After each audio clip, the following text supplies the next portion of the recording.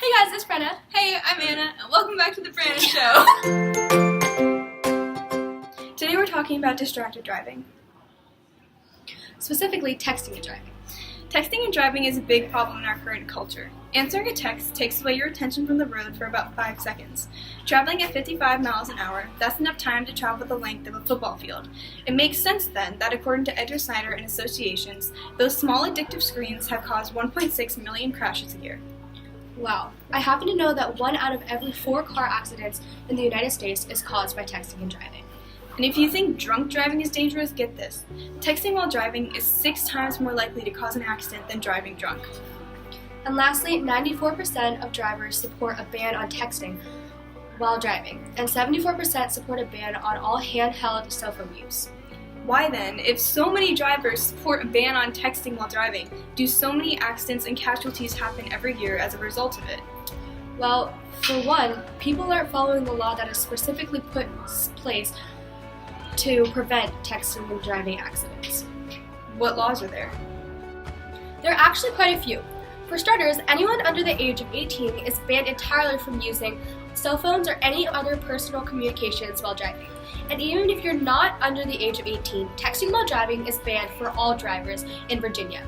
It is considered a primary offense, which means police can pull you over if they suspect you of texting and driving. The fine is $125 for the first offense and $250 for the subsequent offenses. Wow, I definitely would not want to get pulled over and pay those fines just for responding to a group chat. I know, right? How stupid. Okay, so no texting while driving makes total sense, but do those laws you just said apply to applications like Google Maps? Technically, no. Drivers are legally allowed to use navigation and talk on the phone while driving, but is highly discouraged. So a way to avoid being in a scenario like that would be to, before you even start driving, set up your navigation. It's not hard, it'll take an extra 30 seconds, and it could save someone's life. Exactly. Think about it. 30 seconds or a life. Exactly. So keep in mind, all the regulations we just discussed are specifically for Virginia, so they don't apply to other states. But please, look up the laws in your state. It could save you a considerable fine or someone's life. Now we're going to go to a commercial break. With iOS 11 comes a new feature called Do Not Disturb while driving. This feature works in a similar way to the traditional Do Not Disturb mode, but it can detect when you are in a car. So if you connect to your car's Bluetooth, or if your phone detects that you are moving at a rate similar to a car, Do Not Disturb while driving can activate to mute your notifications, your texts, and phone calls, and it won't light up your screen or make any noise. This will hopefully help with distracted driving, which is a major issue.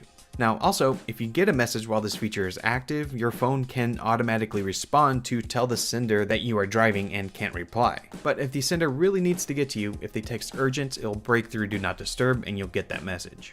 And if you're connected to your car's Bluetooth, phone calls will still come through. In settings, you can set who will get an automatic reply, and you can adjust what that reply says. And you can also set when you'd like Do Not Disturb while driving to be activated, either manually, when connected to your car, or automatically based on motion. And if you're a passenger in a car, you can still use your phone just by deactivating Do Not Disturb. You know, that's a really good idea. It really is. Kudos to Apple for doing that. I personally have multiple friends who have it installed on their phone. Isn't it a hassle, though, to try to have a conversation with a friend who have it turned on while they're driving? No, it's never been a problem for me to wait 5 minutes to have them answer my text. I'd rather wait a couple minutes and know that they're safe. I'm so glad major companies in our culture are taking a step to protect us. Of course, there are also other ways to prevent unnecessary deaths. If you see a driver that looks in any way intoxicated or distracted by anything within the car that might put other people on the road at risk, just call the highway police. Calling the highway police is a much better option than letting an unreliant driver drive on his or her phone.